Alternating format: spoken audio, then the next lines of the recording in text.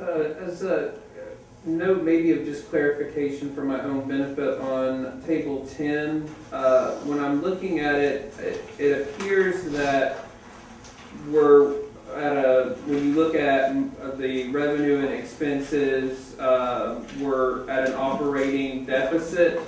Can you explain why it looks that way, or is how that is the case, or if it's not the case, why it really isn't? Right. So the whole concept of every state university in the country has an operating loss, period.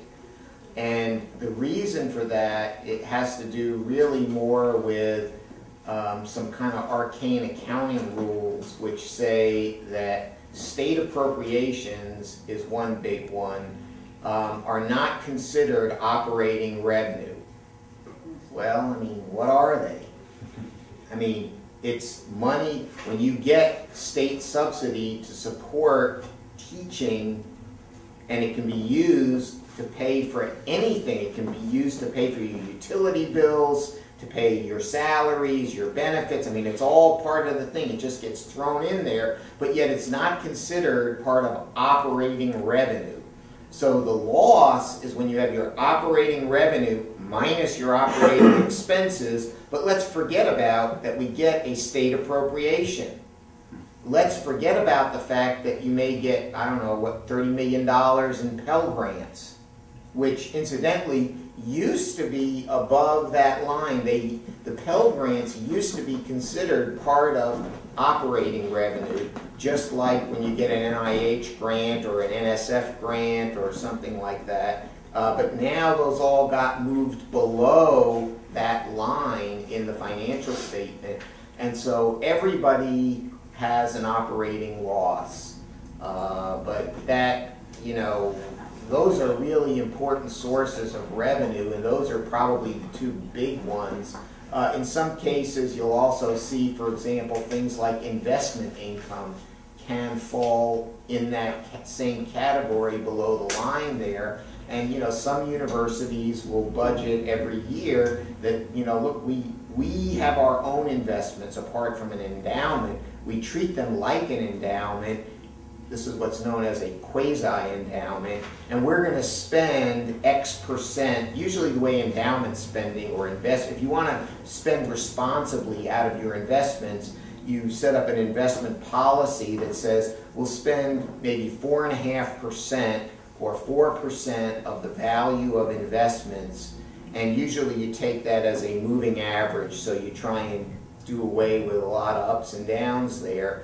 But what that assumes is that in the long run, if your investments are earning, say, 6 to 8%, that, you know, you're keeping the value of the corpus that's there, treating it as if it were an endowment, even if it's something you created, that keeps up with inflation and yet generates this stream of income that you can use every year and spend. And in some cases, that's also not included in as operating revenue, and so that's another, you know, one of those things that's there.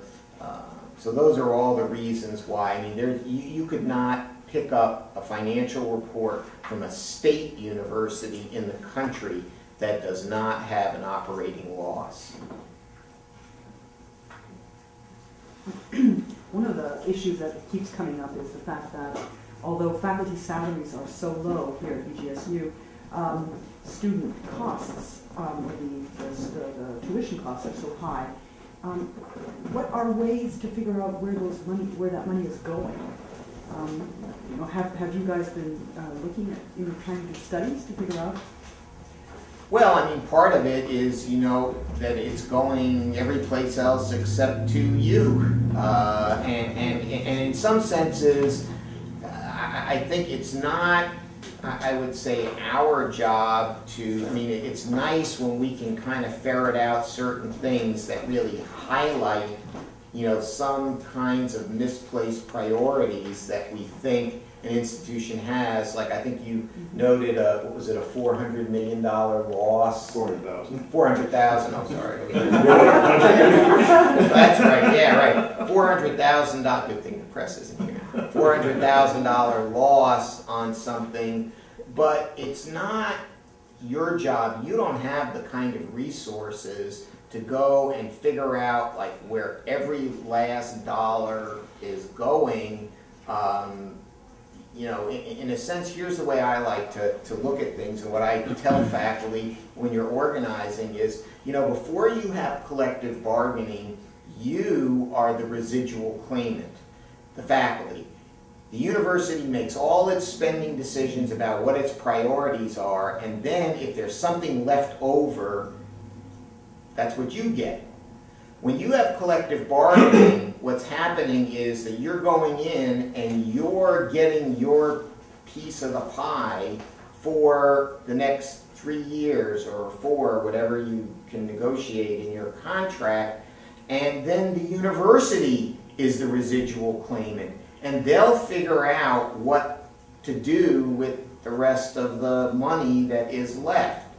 And I think, to be honest with you, this is where, you know, in an AAUP, we're really big on, and rightfully so, on shared governance, which has to do not only with the curriculum, but, you know, there should be a budget committee at a university that talks about, you know, priorities in spending at the university, and faculty should have a role in that.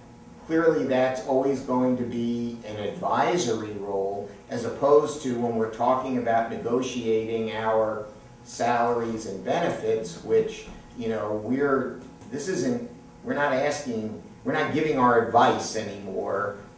We're negotiating. We're an equal player sitting at the table with the representatives of the trustees.